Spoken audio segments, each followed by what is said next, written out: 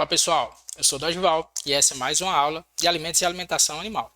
A abordagem aqui é o PBL, aprendizagem baseada em problemas, e o problema hoje fala sobre alimentos concentrados. Vamos a ele? Você é responsável por uma fazenda de camarão, o Vanameio, e recebeu uma proposta de testar farinha de tenebro na dieta dos animais. Farinha de tenebro tem 40% de matéria seca, 50% de proteína bruta, 27% de extrato etéreo, 23% de FDN, 3,5% de matéria mineral, uma energia bruta por volta de 6.000 kcal por quilograma e 7% de quitina. Dessa forma, você substituiu parte da farinha de peixe e do óleo de peixe da ração dos camarões por farinha de tenebro e observou decréscimo na performance durante as morfometrias dos animais.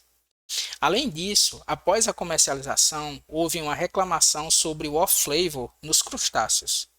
Aqui você atribui esse decréscimo da performance dos animais e alteração nos aspectos sensoriais da proteína. Então vamos lá, pessoal.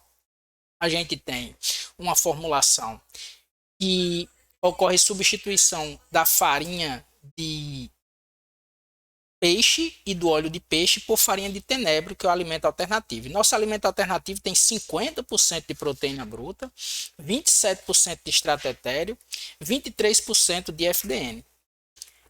Essa farinha de insetos, né, na alimentação animal, e principalmente a farinha de tenebro, ela estando integral, ela é possível que ela substitua parte da farinha de peixe e também parte do óleo de peixe da formulação, né?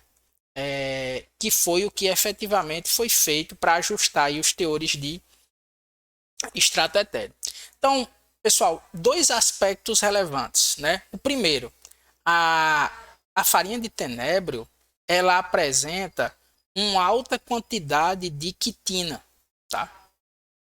Mesmo os camarões possuindo a quitinase, né? Essa quitina ela vai dificultar o acesso à proteína dessa farinha. Um outro aspecto é que essa farinha também vai apresentar, além desse teor de quitina, um teor de proteína bruta um pouco mais baixo que a farinha de peixe e um teor de extrato etéreo bem elevado. Então, como vocês podem observar, o teor de extrato etéreo é por volta de 27%. Então, nós temos um teor de extrato etéreo elevado e um teor de proteína bruta por volta de 50%. É óbvio que essa proteína bruta aqui, considerando-se que não existe aí uma pesquisa de exigência aminoácida de camarão, né, ainda, e só a exigência de proteína bruta total dos animais, mesmo assim, essa farinha de tenebro vai ter um teor de proteína bruta mais baixo que a farinha de peixe, mas associado a um extrato etéreo de 27% mais elevado, né? Então, essa substituição gerou uma queda na performance dos animais, uma queda no desempenho, uma queda na performance dos animais. E a que pode ser atribuída essa queda da performance? A substituição da farinha de peixe, do óleo de peixe, pela farinha de tenebro leva um fator nutricional, se assim a gente pode chamar, que é a quitina, que dificulta a digestibilidade da farinha de tenebro e com isso prejudica o aporte nutricional no trato gastrointestinal dos camarões, né? Mesmo os camarões tendo as quitinases.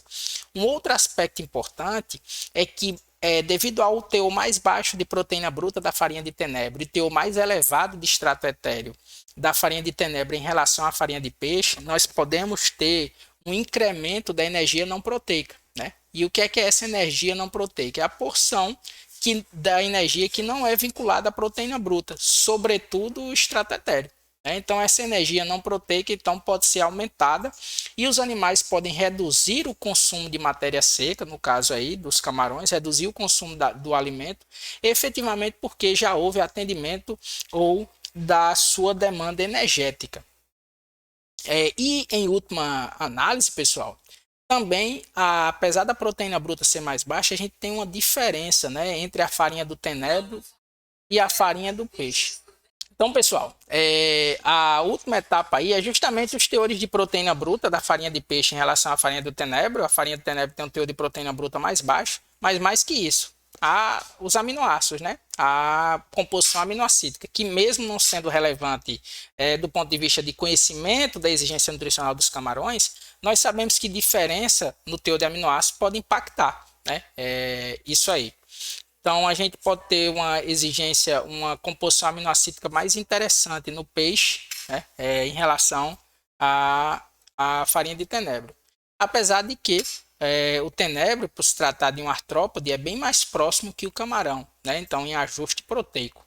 Então, o que nós podemos dizer é que efetivamente o teor de energia não proteica e talvez a quitina, né, que é um carboidrato que pode funcionar como fator antinutricional aí da farinha de tenebro para prejudicar e diminuir, no caso, a performance.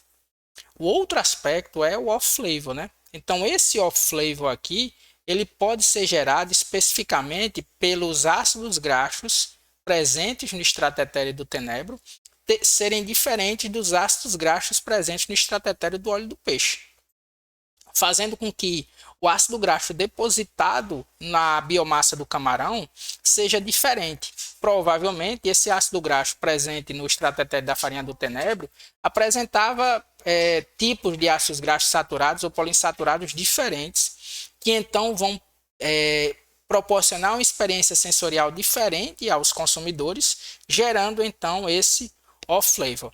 Qual é a abordagem que nós devemos tomar então?